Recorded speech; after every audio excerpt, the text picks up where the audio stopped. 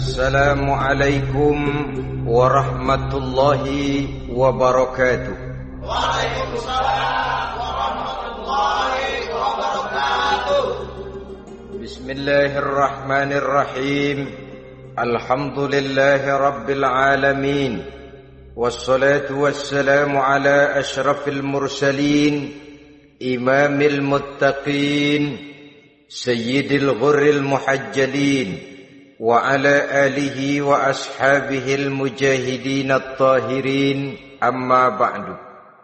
Saudara-saudara kaum muslimin rahimakumullah.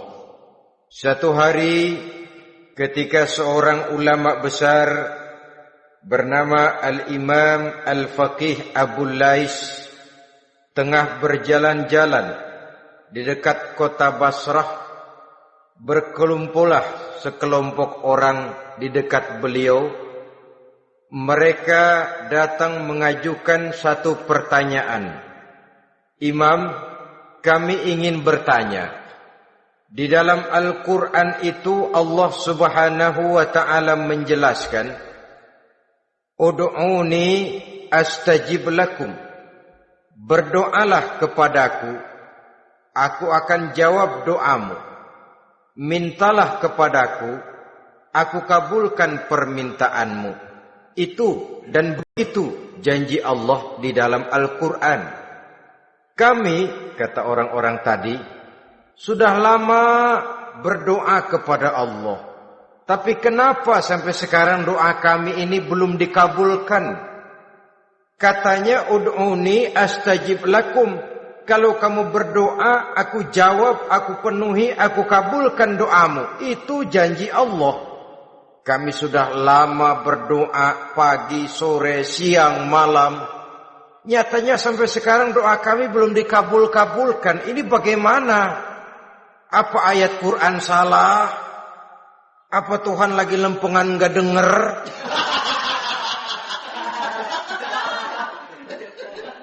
Apa doa kami yang terbalik?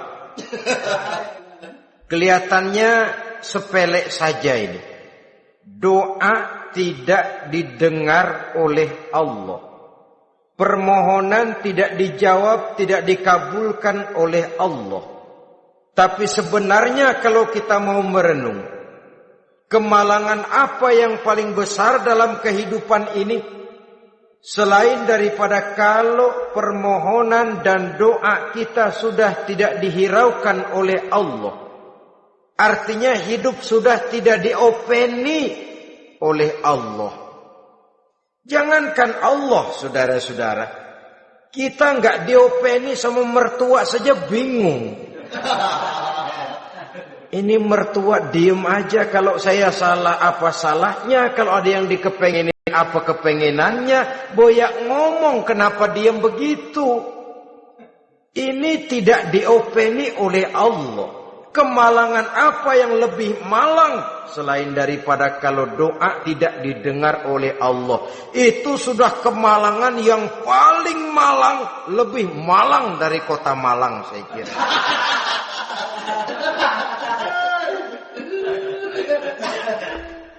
Menghadapi pertanyaan ini, Imam Al-Faqih Abu Lais senyum. Lalu beliau berkata, tuan-tuan, tahu kenapa doa tuan-tuan tidak dijawab? Permohonan tidak dikabulkan? Allah sudah tidak memperdulikan tuan-tuan ini? Kami tidak tahu, Imam, maka kami bertanya. Begini, hati tuan-tuan itu mati. Dari hati yang mati, channel tidak nyambung kepada Allah. Dari channel yang putus tidak ada getaran strom. Bagaimana akan timbul gejala? Hatimu mati, jadi pantas kalau doa tidak dikabulkan, permohonan tidak dipenuhi, doa tidak terjawab, hatimu mati. Saudara-saudara kaum muslimin, dari hati yang mati ini, getaran tidak akan sampai ke hadratullah azza wa jalla. Nah, ini juga satu penyakit yang kita sangat khawatirkan, yaitu apabila hati kita sudah mati selagi jasad masih hidup. Artinya, jadilah kita bangkai berjalan di hadapan Allah Subhanahu wa ta'ala. Sementara kita sangat disibukkan dengan menggali berbagai macam jenis obat penangkal penyakit zahir. Dan kita kurang perhatian untuk mencari obat penangkal penyakit batin yang kalau diserang penyakitnya menghancurkan kehidupan abadi di akhirat nanti. Perkembangan ilmu kedokteran nyata benar diikuti dengan perkembangan jenis-jenis penyakit. Makin maju ilmu kedokteran, makin modern penyakit. Ngerti juga rupanya itu penyakit. Dulu kita tidak kenal yang namanya AIDS. Kita tidak tahu yang namanya liver. Kita tidak kenal yang namanya stres. Paling yang banyak cika, masuk angin, dan sebagainya. Tapi baiklah, penyakit-penyakit batin yang menyebabkan hati menjadi mati, dan dari hati yang mati, doa tidak naik, tidak didengarkan oleh Allah Subhanahu wa ta'ala. Nah, kata orang-orang tadi, yang menyebabkan hati kami mati ini apa, Imam? Beliau menjawab, pertama, araftumullaha wa lam tu'tuhu haqqahu. Yang menyebabkan hatimu jadi mati, pertama, kamu kenal benar kepada Allah, tapi haknya untuk disembah, kewajibanmu untuk menyembah, tidak pernah kamu laksanakan. Bagaimana Allah tidak akan jauh dari kita kalau kita tidak akan mengadakan pendekatan kepadanya. Dan pendekatan kepada Allah hanya bisa kita tempuh melalui jalur kegiatan ritual ibadah. Allah akan terlalu jauh apabila kita hanya membicarakannya lewat filsafat dan renungan yang mendalam. Tapi Allah akan dekat dan terasa hadir dalam hidup apabila kita dekati ia dengan pelaksanaan ibadah kepadanya. Kamu kenal Allah, tapi hakmu untuk menyembah, kewajibanmu untuk menyembah, haknya untuk disembah, tidak pernah kamu laksanakan. Kalau soal Allah, kita kenal bukan main. Bahkan tidak hanya kita mengajarkan kenal juga kepada anak-anak kita. Kalau ditanya siapa pencipta matahari, bulan dan bintang, Allah. Siapa pencipta lautan, gunung, hutan belantara dan sungai-sungai? Allah. Siapa pencipta bumi, matahari dan sebagainya? Allah. Sembahyang apa enggak? Bagaimana nanti?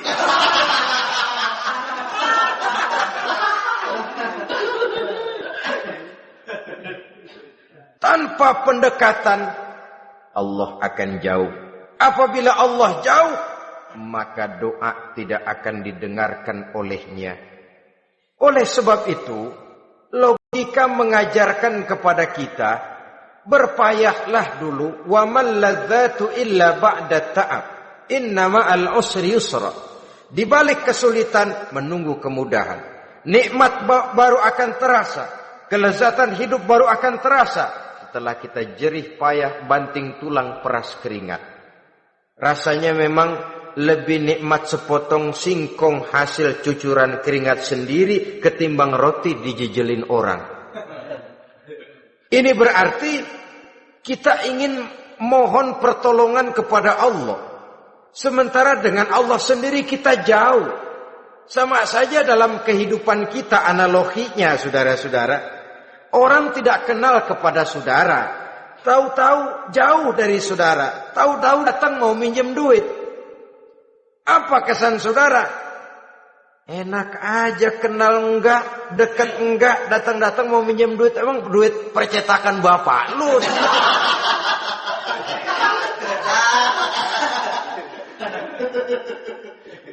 Sedangkan yang kita kenal, sedangkan yang kita bertemu tiap hari, sedangkan yang sering datang ke tempat kita, kalau satu saat dia pinjam duit, toh kita kadang-kadang masih mikir.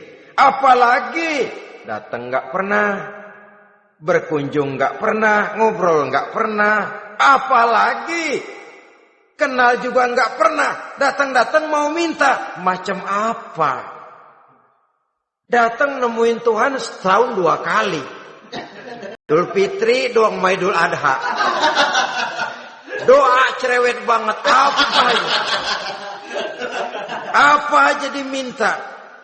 Saudara hadirin, bagaimana doa akan kabul, permohonan akan dijawab? Jikalau kita jauh dari Allah, kita kenal Allah, haknya untuk disembah, kewajibannya untuk menyembah, tidak pernah kita laksanakan. Itu yang menyebabkan hati kita lalu menjadi mati. Padahal mengenal Allah, setelah mengenalnya, mengadakan pendekatan kepadanya melalui ritual ibadah yang dicontohkan oleh Rasulullah Sallallahu Alaihi Wasallam. Ini hal pertama yang menyebabkan hati jadi mati. Kamu terlalu kenal Allah tapi tidak pernah menyembah kepadanya. Sama aja orang kerja kagak, habis bulan mau minta gaji. Karena kita jitak palanya. Macam apa? Kerja enggak, tahu-tahu datang mau minta gaji. Kerja dulu yang baik, habis bulan baru enggak diminta pun memang sudah ada jatahnya. Ibadah dulu kita kepada Allah. Soal Allah memberikan karunia kepada kita, itu hak Allah. Apabila kita dekat dengannya, ibadah yang kita laksanakan benar, karunia itu akan datang kepada kita. Saudara-saudara, yang kedua yang menyebabkan hati jadi mati, qara'tumul Qur'an walam ta'malu bih. Kamu baca Al-Qur'an tapi ajarannya tidak pernah kamu amalkan. Kamu baca Quran tapi isinya kamu injak-injak. Sehingga ada peringatan dari Rasul Sallallahu Alaihi Wasallam. Beliau bersabda, "Iza azzamat ummatid dunya wa fi riwayatin dinaron wa dirhaman nuzi'at minha haibatul Islam. Wa iza turikatil amru bil ma'rufi wan nahyu 'anil munkari hurimat 'alaihim barakatul wahyi. Wa iza tasabat ummati saqatat min 'ainillah." 3 peringatan keras tapi yang merupakan gejala penyakit kita umat Islam diperingatkan oleh Nabi kita. Pertama, iza azzamat ummatid dunya. Apabila umatku telah terlalu mengagung-agungkan dunia. Apabila umatku telah jatuh menjadi umat yang materialistis. Segalanya diukur dari sudut keduniaan saja. Nuzi'at minha haibatul Islam. Maka akan dicabutlah dari mereka kehebatan agama Islam. Hilang kehebatan Islam apabila kita jatuh menjadi umat pengagung dunia, penyembah materi. Nilai kita, keberadaan kita tidak dihargai orang lain. Orang memandang kita remeh saja. Orang Islam gak ada apa-apanya, bayar aja. Bisa dibeli, bisa diatur, bisa dikerjain, garap saja.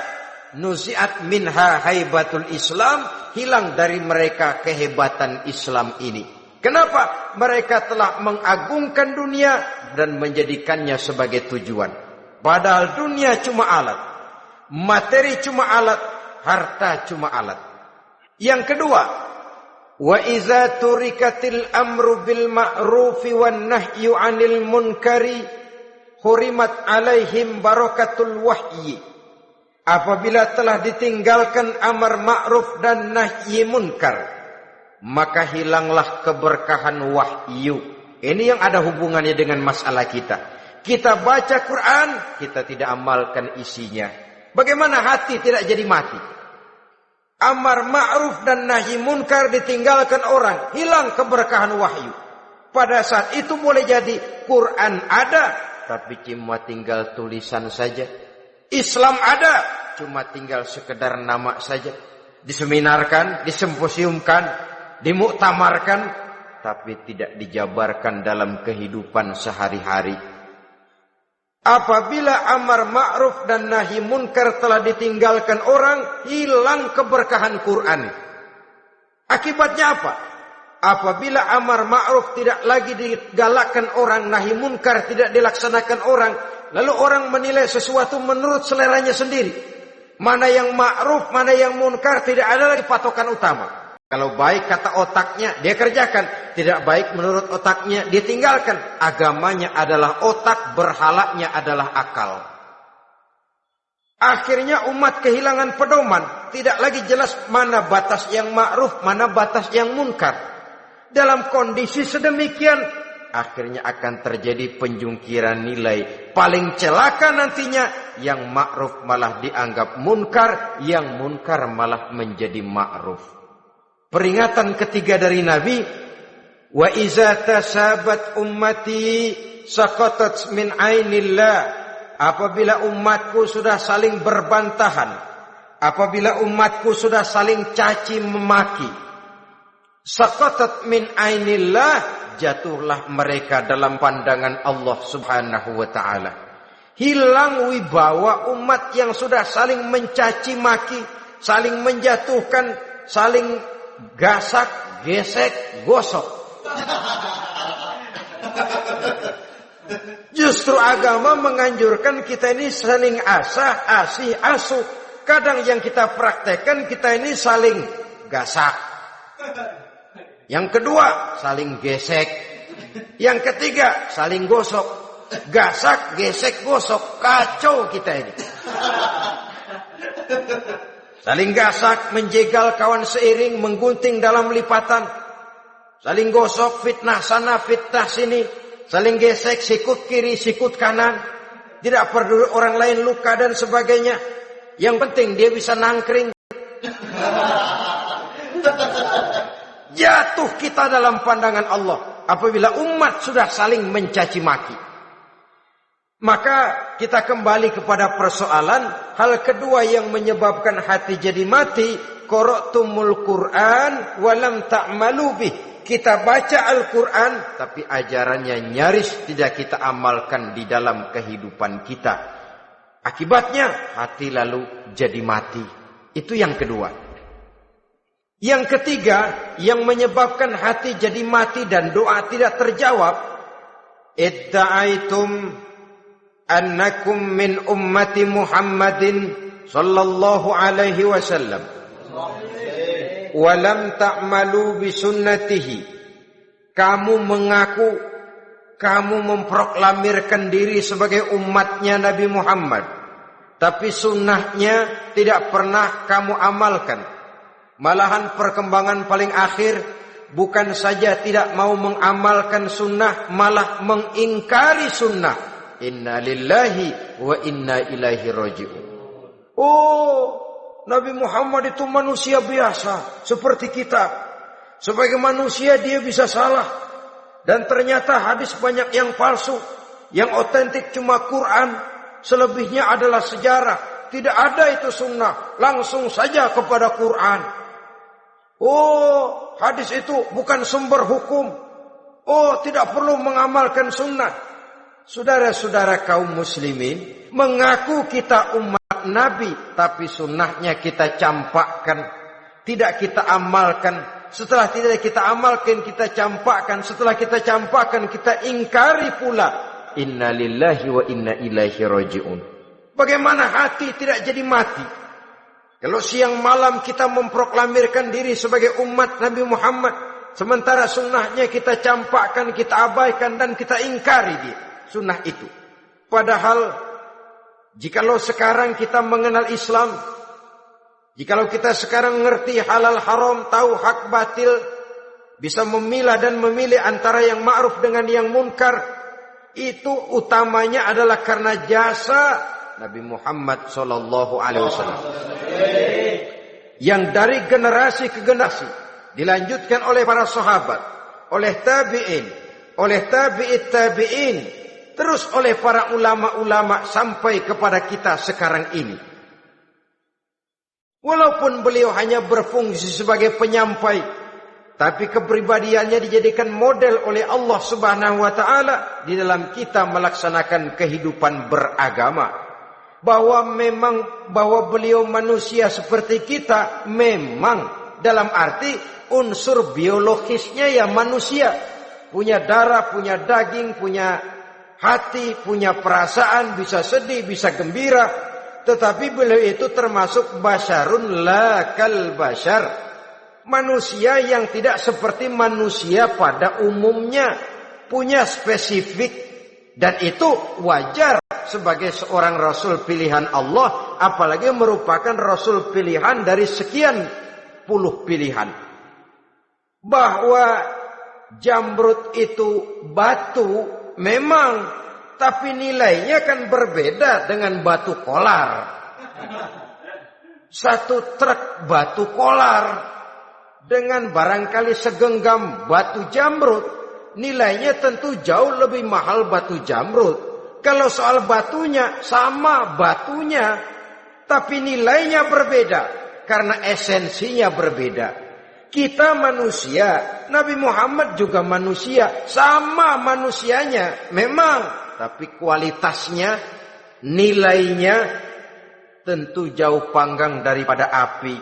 Itu sebabnya Allah menjadikan beliau sebagai model. Laqad kana lakum fi Rasulillahi uswatun hasanah. Di dalam diri Rasul itu terdapat contoh teladan yang sangat baik bagi kita.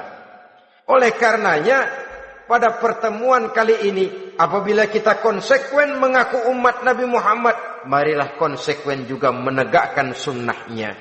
Yang keempat, yang menyebabkan hati jadi mati dan doa tidak terjawab, akaltum ni'mata rabbikum walam tashkurulah. Tiap hari kamu makan nikmat Tuhanmu, tapi kamu tidak pernah mau bersyukur kepadanya, kepada Allah Subhanahu wa ta'ala. Nikmat Tuhan kita doyan banget. Tidak pernah sehari dan sesaat pun terlepas diri dan hidup ini dari nikmat-nikmat yang diberikan Allah. Sejak kita bangun tidur sampai tidur kembali, bahkan tidur itu sendiri, di pasar, di sawah, di kantor, dimanapun kita berada, gak pernah nikmat Allah berhenti. Hidup kita dalam alam diberikan segala fasilitas untuk menunjang kehidupan. Gak pernah Allah pasang pajak matahari, gak pernah Allah pasang pajak gas udara. Nikmat-nikmat yang banyak itu tiap hari kita kecap, tiap hari kita nikmati, tapi kita tidak pandai bersyukur. Padahal Allah memberikan peringatan keras dalam hadis qudsinya. Man lam yashkur ala na'mai wa lam yasbir ala balai falyakhruj min tahti samai wal yatlub rabban siwaya. Siapa yang tidak mau bersyukur terhadap nikmat yang aku berikan kepadanya dan tidak mau bersabar terhadap ujian yang aku berikan kepadanya, silahkan keluar saja dari kolong langit ini dan cari Tuhan selain aku. Diusir oleh Allah. Kalau orang tidak mau bersyukur terhadap nikmat yang aku berikan dan tidak mau bersabar terhadap ujian yang aku timpakan, keluar dari kolong langitku, keluar, cari Tuhan selain aku. Diusir. Lah yang ngusir Allah. Anak sekarang bilang mau ke Menong.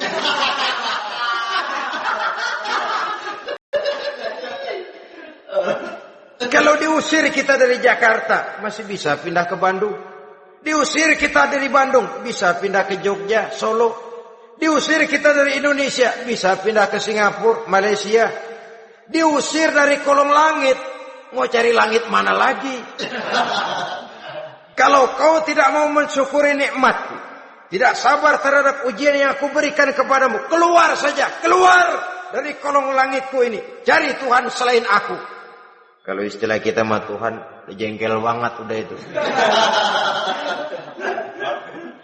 Nikmatku, nikmat yang aku berikan kau makan, tapi kepadaku engkau tidak pernah mau bersyukur.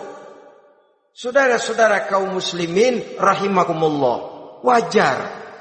Kita dulunya tidak ada, sekarang ada nikmat. Susunan biologis manusiawi kita demikian cantik, nikmat. Tinggal di bumi, fasilitas yang kita perlukan disediakan, tinggal kemampuan kita mengelolanya. Nikmat. Diberikan kita otak yang membedakan kita dengan binatang, nikmat. Diberikan kita agama, diutus para rasul untuk jadi model dalam kehidupan kita, nikmat. Kalau cara kita emang kurang apa sih? Apa yang kurang, hai manusia? Engkau tidak ada, aku adakan. Kalau aku perintahkan kau tinggal di bulan, mungkin kau tidak akan sanggup hidup. Begitu lahir juga kelepek-kelepek habis. Ya nggak ada HO2 toh di bulan, mau ngisap apa? Aku tinggalkan kau, aku perintahkan tinggal di permukaan bumi. Alamnya indah, fasilitas serba menunjang. Nikmati semuanya, semuanya untuk kamu, semuanya. Satu pintaku, syukuri nikmat yang aku berikan kepadamu. Ya bukan cuma syukur dalam ucapan, syukur dalam perbuatan. Banyak nikmat yang diterima, makin banyak dia sujud, makin banyak dia ruku, makin banyak dia mengadakan pendekatan kepada Allah. Syukur dalam artian berupa tindakan dan perbuatan, mempergunakan nikmat sesuai dengan kehendak yang memberikan nikmat itu sendiri kepada kita. Saudara-saudara kaum muslimin rahimakumullah. Ini penyakit yang keempat. Kamu makan nikmat Tuhanmu, tapi kamu tidak pernah pandai bersyukur kepadanya. Mensyukuri nikmat yang diberikan tadi. Bagaimana hati tidak jadi mati? Kita sibuk mempersolek jasmani, mencari obat penangkal penyakit zahir. Maka yang ramai di zaman sekarang, saudara lihat, salon, fitness, senam, macam-macam jenis. Tidak ada salahnya dan tidak ada jeleknya. Tapi kalau itu sampai melupakan kita kepada memperindah batin, memperbaiki jiwa, artinya bukankah kita perlahan tapi mempersiapkan diri menjadi bangkai berjalan di hadapan Allah. Dengan operasi plastik, yang pesek jadi mancung, yang sipit jadi belok, kulit keriput jadi kencang, pipi terlalu cekung bisa diatur. Saudara-saudara, tapi kalau hati yang rusak, jiwa yang rusak, kemana lagi kita akan berobat kalau bukan kepada agama? Maka hati itu jadi mati apabila kita selalu memakan nikmat Allah dan tidak pandai mensyukuri nikmat itu. Dari hati yang mati tidak akan ada getarannya. Oleh sebab itu doa tidak terjawab. Selanjutnya, yang menyebabkan doa tak terjawab dari sebab matinya hati, qultum annal mauta haqqun wa lam tasta'iddu lahu.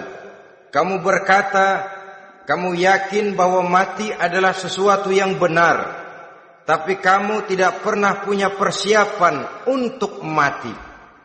Padahal menurut logika, orang yang akan bepergian jauh tentu dia harus mempunyai bekal yang cukup. Semakin jauh jarak perjalanan yang akan ditempuhnya, semakin banyak perbekalan yang harus dibawanya. Dahulu, seketika beberapa jamaah dari Yaman akan melaksanakan ibadah haji dengan nekat, mereka berprinsip, pokoknya kan berangkat haji jadi tamunya Allah, nanti Allah yang akan ngelayanin. Mereka nekat, modal badan doang berangkat. Diadukan kepada baginda Rasul, lalu turun peringatan dari Allah, wa tazawwadu fa inna khairaz zadi taqwa. Jangan begitu, bawa bekal. Sesungguhnya bekal yang paling baik adalah takwa. Bahwa berangkat dengan bekal takwa itu bekal yang paling utama. Tapi bekal-bekal yang lain pun jangan diabaikan. Kalau kita akan berangkat untuk tujuan yang baik, bekal yang paling utama memang takwa. Tapi tidak berarti harus mengabaikan bekal-bekal yang lain. Begitulah, semakin jauh perjalanan yang akan kita tempuh, semakin banyak bekal yang harus kita hadapi. Kalau saudara mau pergi ke Surabaya, tidak membawa bekal kemudian berani berangkat, rasanya sih saya pikir itu bukan berani, nekat namanya. Sama saja orang belum pernah sembahyang mati. Nekat tuh orang. Berani amat. Belum berbuat kebaikan barang sedikit pun sudah mati. Nekat namanya itu. Sama saja tadi, nggak bawa bekal apa-apa berangkat ke Surabaya. Sampai Surabaya belum tentu, sengsara udah jelas. Belum punya bekal yang baik sudah mati. Sampai ke surga belum tentu, tapi kebelangsak dan sengsara. Rasa-rasanya pasti itu.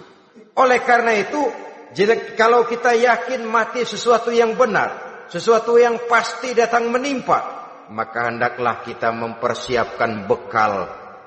Kemudian, idda'aitumun najata minan nar wa ramaitum fiha anfusakum. Kamu memproklamirkan diri ingin selamat dari neraka, tapi kamu lemparkan dirimu ke dalam neraka. Bagaimanapun bajingannya bajingan, kalau ditanya ente mau masuk neraka enggak? Jawabannya pasti enggak. Itu pasti perbuatannya sendiri yang melemparkan dirinya ke dalam neraka, membiarkan dirinya berlarut-larut, bertimbun-timbun dalam dosa dan kesalahan, dan tidak akan ada niatan untuk memperbaiki diri. Hanyut di meja judi, habis ditelan minuman keras, fitnah sana, fitnah sini, hasud sana, hasud sini. Padahal mulutnya ingin selamat dari neraka, perbuatannya malah melemparkan dirinya ke dalam api neraka. Tidak ada orang yang lebih sayang kepada diri kita selain kita sendiri. Dan menyayangi diri itu tidak cuma dengan memandikannya sehari 3 kali, memakaikannya parfum dengan segala macam merek, memakai sabun yang wangi-wangi, minyak yang harum-harum. Lebih daripada itu, jaga dan sayangi diri. Jangan jatuhkan dia ke dalam perbuatan-perbuatan yang bisa menjerumuskan diri itu ke dalam neraka. Kemudian disambung oleh Imam Al-Faqih Abu Lais yang menyebabkan doa tidak terjawab karena hati mati. Idda'aitum dukhulal jannah walam ta'malu laha. Kamu ingin masuk surga, tapi kamu berat mengamalkan perbuatan yang bisa menyampaikan kamu ke surga. Semua kita kalau ditanya, mau masuk surga? Mau. Tapi jarang yang berlomba melakukan perbuatan-perbuatan yang bisa menyampaikan kita ke surga. Kemudian yang terakhir kata Imam Al-Faqih Abu Lais, dafantum mautakum walam ta'tabiru laha. Kamu menguburkan orang yang mati di antara kamu, tapi kamu tidak bisa mengambil i'tibar, tidak bisa mengambil pelajaran dari mayit yang jenazah yang kau kuburkan itu. Mestinya kan nguburin orang tuh membuat sadar. Iya, kalau sekarang dia saya baringkan di liang lahat, menghadap ke arah kiblat, bantalnya tanah, setelah itu ditutup dengan papan, lalu ditimbun dengan tanah. Iya, sekarang giliran dia, giliran saya, entah besok, lusa, bulan depan, tahun depan, tapi pasti mengubur mayat, mengubur jenazah, tapi tidak bisa mengambil i'tibar dari yang dilaksanakannya itu. Ini merupakan penyakit-penyakit batin yang merupakan handicap, yang menimbulkan jarak antara kita dengan Allah Subhanahu wa ta'ala. Pantas kalau itu semua ada pada diri kita, hati jadi mati. Dari hati yang mati, doa tidak akan tembus. Kita tidak lagi akan diperdulikan oleh Allah Subhanahu wa ta'ala. Dan itu sekali lagi kemalangan yang terbesar dalam kehidupan kita. Bagaimana jalan keluarnya? Pertama, memperbaiki batin kita, menyelamatkan diri daripada penyakit-penyakit yang bisa mematikan hati seperti yang sudah saya sebutkan tadi. Yang kedua, berdoa dengan adab. Sehingga tata cara di dalam kita bermohon kepada Allah Subhanahu wa taala dibicarakan secara khusus oleh Al-Imamul Ghazali dalam kitab Ihya beliau yang disebut adabud doa. Adab di dalam kita melaksanakan doa kepada Allah Subhanahu wa taala. Setelah batin ini bersih dari penyakit-penyakit hati yang bisa menyebabkan hati jadi mati, berdoalah kita kepada Allah. Bagaimana adabnya? Kata Imamul Ghazali rahimahullah, yang pertama hendaklah ia di dalam berdoa itu memilih waktu yang mulia. Minal awqatis syarifah, kata beliau. Memilih waktu-waktu yang punya nilai mulia. Ramadan dalam 1 tahun, Jumat dalam tiap minggu, sepertiga malam yang akhir pada setiap hari. Waktu-waktu yang punya nilai mulia. Walaupun misalnya saudara berdoa pada hari Kamis, tidak ada halangannya Allah mau kabulkan. Ini tidak berarti bahwa kalau sudah berdoa hari Jumat lalu hari Kamis tidak mau berdoa, tidak. Lebih memilih mengintai waktu-waktu yang punya nilai mulia. Lailatul Qadar sekali dalam setahun. Waktu-waktu yang punya nilai mulia. Logikanya begini, saudara-saudara. Kalau kita datang ke rumah seseorang, tujuan utama kita minjem duit, yang paling pertama kita perhitungkan tanggal berapa nih? Kan itu toh. Tanggal berapa? Kalau tanggal 20 atuh minjem duit. Orang lagi ngap-ngapan. Boro-boro dia bisa minjemin, dia sendiri mungkin lagi pusing. Kita lebih dulu kita amatin tanggal berapa nih? Yang enak sore apa siang? Jam 2. Jam 2 dia baru pulang dari kantor, tapi giliran tidur. Kalau dia tidur dibangunin datang mau minjem duit, kagak dimaki-maki sudah kebagusan deh. Kan kita lihat waktunya, timingnya kata orang sekarang. Tanggal berapa, sore apa malam, apalagi gulem apa terang bulan. Itu semua sudah kita atur sedemikian rupa, memilih waktu. Yang kedua kata Imamul Ghazali, memilih keadaan yang istimewa. Kalau tadi soal waktu, yang kedua soal keadaan. Ada situasi-situasi di mana doa itu diijabah oleh Allah Subhanahu wa taala. Di antaranya kata Imam Abi Hurairah, "Inda zahbis sufuf fi sabilillah." Pada waktu mengatur barisan perang membela agama, di situ doa kabul. Inda nuzulil ghais, ketika turun gerimis, di situ doa makbul. Inda iqamis shalah, ketika salat mau didirikan, riwayat lain bainal azan wal iqamah, antara azan dan qomat, di situ doa makbul. Itu memilih keadaan-keadaan. Kemudian yang ketiga kata beliau, berdoa menghadap kiblat. Ya, apa kalau doa madhab mudik Tuhan kagak tahu? Tahu. Tuhan gak dengar? Dengar. Cuma lebih etis. Lebih etis kalau kita berdoa menghadap ke arah kiblat. Saudara-saudara kaum muslimin rahimakumullah. Yang keempat, hifdzus shaut, menyederhanakan suara. Tidak terlalu keras, juga tidak terdengar orang lain, apalagi kalau doa kita diaminkan oleh orang lain. Tidak usah terlalu keras. Kenapa? Karena Allah yang kita meminta kepadanya bukan zat yang tuli, bukan zat yang buta, bukan zat yang tidak dengar, bahkan Dia Maha dengar. Juga tidak terlalu seperti orang berbisik-bisik, apalagi kalau doanya doa bersama-sama. Tapi kadang-kadang terdorong oleh husnuzon dari para makmum saja. Tidak peduli apa yang dibaca oleh imam, yang kedengaran cuma amin aja gerengan. Amin, amin, amin, amin, amin, amin.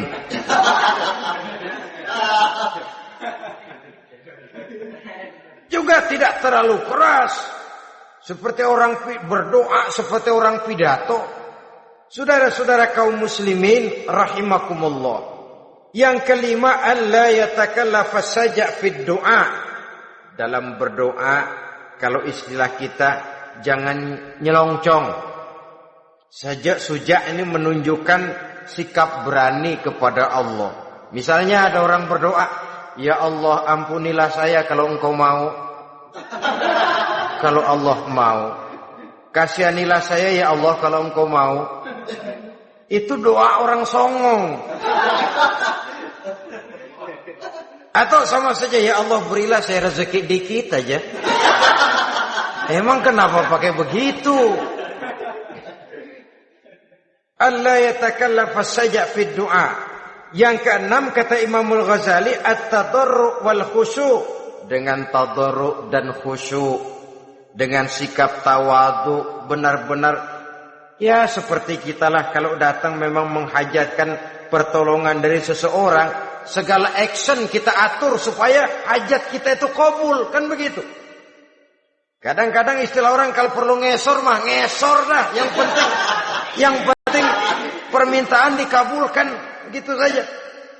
Kita lihat sekarang ini, ramai orang bicara soal film-film Parno.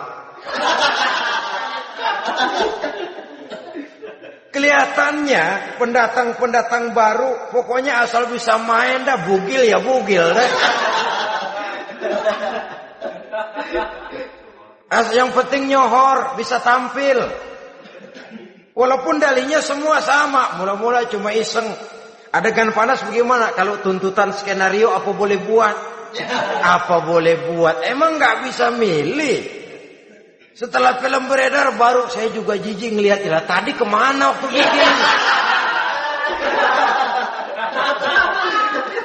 Udah jadi baru jijik, bikinnya merem memang itu.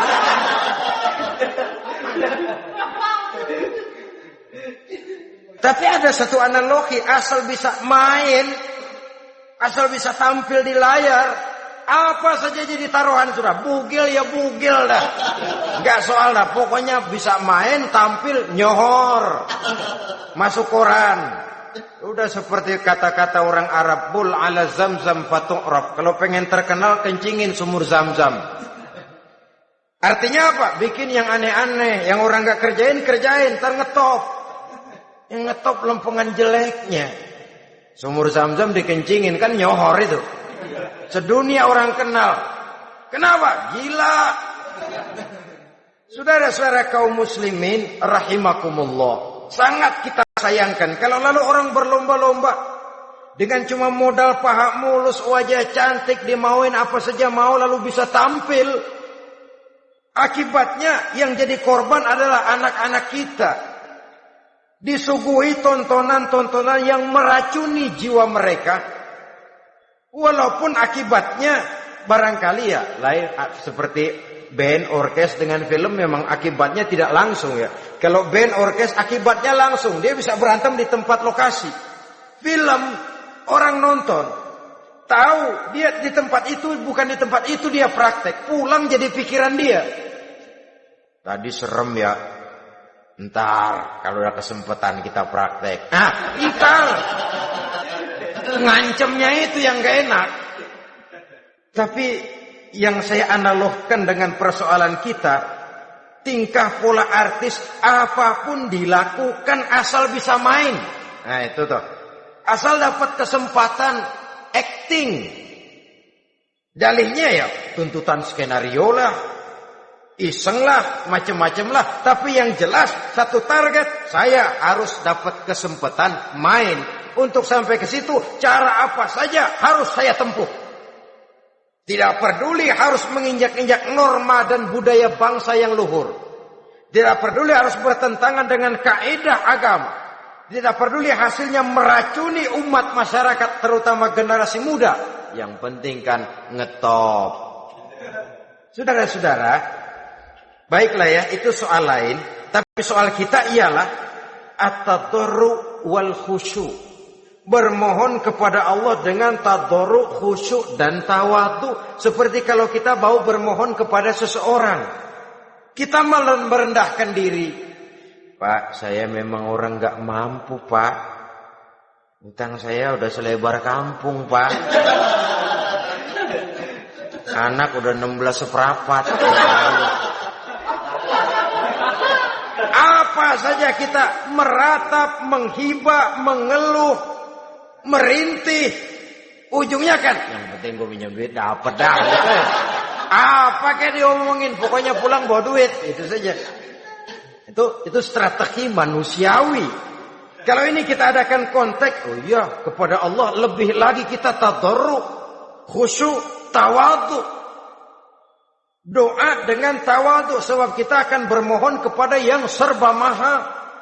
Menghadap ke arah kiblat, duduk bertafakur dengan khusyuk, tawadhu. Jangan doa sembari tolak pinggang.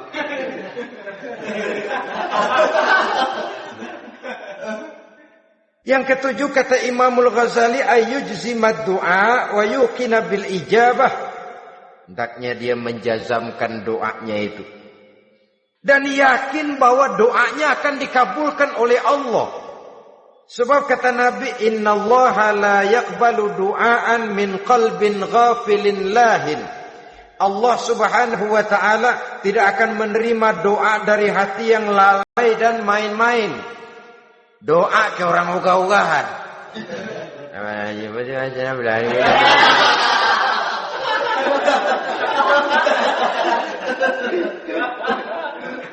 Kali malaikat nyongok dong, lu minta apa lu?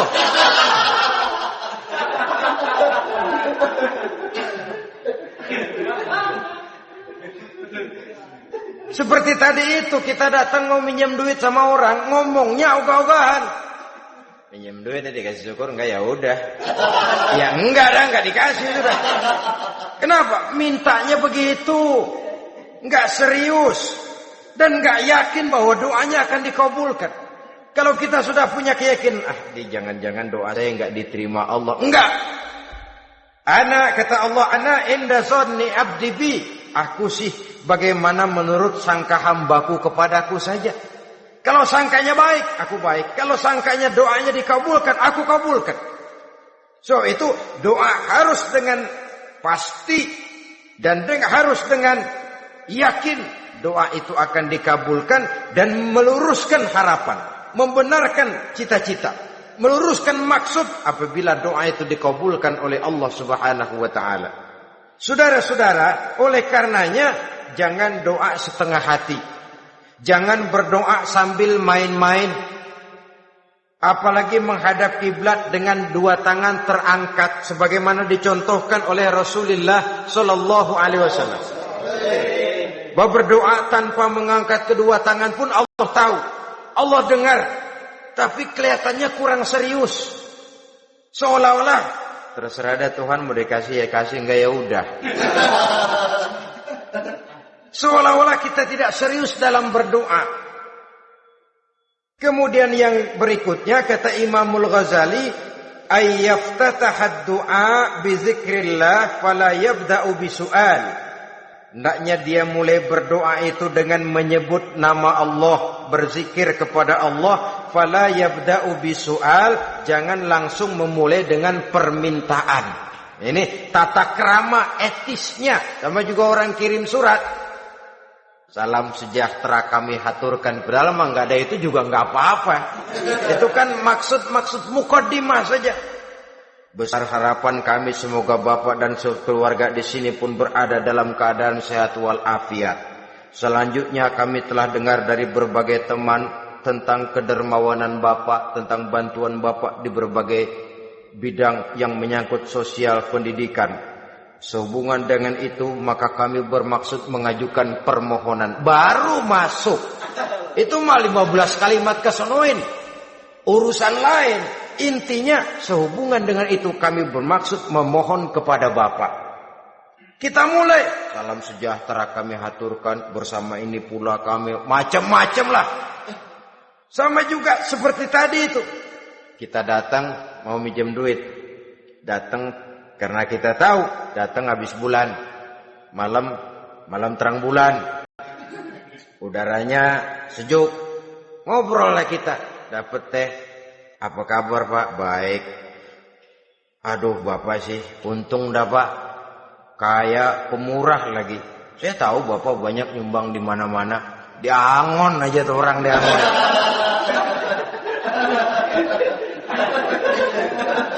Kira-kira udah mau telap aja baru dikedat. Ngomong-ngomong Pak, nah mulai nih kalau udah ngomong dah tuh mulai. Baru masuk. Jadi etisnya berdoa itu dimulai dengan zikrullah. Karena itu umumnya dimulai dengan Alhamdulillahi Rabbil Alamin. Kita puji dulu Allah. Alhamdulillahi Rabbil Alamin. Hamdan yuwafi ni'amahu wa yukafi'u mazidah. Kita puji dulu Allah. Seperti orang tadi lah. Kita puji dulu kebaikannya. Walaupun pada akhirnya kita minjem duitnya. Sebenarnya Allah nggak perlu dipuji toh. Dipuji atau tidak Allah tetap termulia. Ini etis manusia. Allah tidak berharap untuk dipuji oleh manusia. Allah tidak untung seluruh alam memujinya. Manusia mau muji atau tidak itu urusan manusia sendiri. Allah tidak minta untuk dipuji. Allah juga tidak gila kepada pujian. Kalau kita memulai doa dengan pujian, etis kita kepada Allah Subhanahu wa taala di dalam kita bermohon kepadanya. Saudara-saudara kaum muslimin rahimakumullah. Kemudian menyesuaikan doa dengan kondisi. Ini termasuk syarat batin ya, taubat, waraddul mazalim kata Imam Ghazali, menolak segala macam kezoliman. Artinya kalau berdoa tuh tahu diri. Kalau gaji kita sebulan 700 atau 800 900 ribu, berdoa minta rezeki 1 juta, itu tahu diri namanya. Kan cuman kurang 100 ribu. Ya kalau kerja kagak minta gajian 1 juta. Pengen doa dikabulkan, rasanya secara etis nggak tahu diri orang berdoa seperti itu. Orang datang mau minta duit, mau pinjam duit kepada kita, kan kita lihat kira-kira mampu ngebaliin nggak nih orang. Kita lihat, kita evaluasi kemungkinannya. Lalu si yang minjem tentu tahu diri. Kalau memang kekuatannya ngembaliin tidak seperti kekuatannya mulangin, hendaknya dia timbang rasa. Begitu juga kepada kita etisnya kepada Allah Subhanahu wa taala. Tahu diri, menyesuaikan doa dengan keadaan.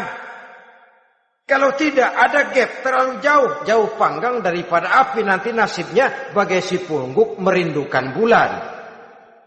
Apabila adab-adab di dalam berdoa ini kita perhatikan, sejak dia dari adab yang zahir sampai kepada adab yang batin, kemudian penyakit-penyakit yang membuat hati itu jadi mati, maka insya Allah doa kita dijabah oleh Allah Subhanahu wa taala.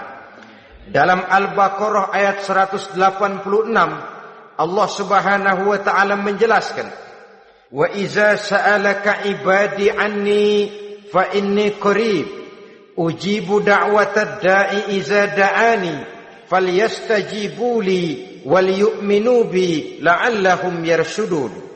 Apabila hambaku bertanya kepadamu Muhammad tentang aku, kata Allah, fa inni qarib, katakan kepadanya aku dekat sekali dengan mereka. Ujibu da'watad da'i iza da'ani, aku akan jawab, aku kabulkan permohonan orang-orang yang berdoa kepadaku. Falyastajibu li wal yu'minu bi, maka hendaknya mereka juga menjawab panggilanku atas dasar iman kepadaku.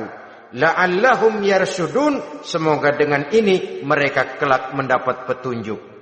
Saudara-saudara, Al-Baqarah 186 ini dengan nyata menjelaskan kepada kita, Allah akan menjawab doa, mengabulkan permohonan apabila kita falyastajibuli wal yu'minu bi, juga menjawab panggilan Allah atas dasar beriman kepadanya. Logikanya tadi itu, araftumullaha wa lam tu'tuhu haqqahu. Kita tidak pernah mau menjawab panggilan Allah sementara kita berharap doa kita dijawab oleh Allah. Apa enggak pincang? Apa enggak berat sebelah? Panggilan Allah kita berat memenuhinya, sementara kita sangat berharap agar permohonan kita, seruan kita dikabulkan oleh Allah. Menjawab panggilan Allah atas dasar beriman kepadanya. Kenapa? Ada orang menjawab panggilan bukan berdasarkan iman, tapi karena target lain. Datang sembahyang Jumat paling dulu, target utamanya pulang juga paling dulu nyabet sendal, nyabet sepatu. Menjawabnya iya, tapi tidak karena iman. Jadi apabila kita rajin menjawab panggilan Allah atas dasar beriman kepadanya, maka seruan, permohonan, doa niscaya dikabulkan olehnya. Ini saja, mudah-mudahan ada manfaatnya. Terima kasih atas segala perhatian. Mohon maaf atas segala kekurangan. Usikum wa nafsi bitaqwallah.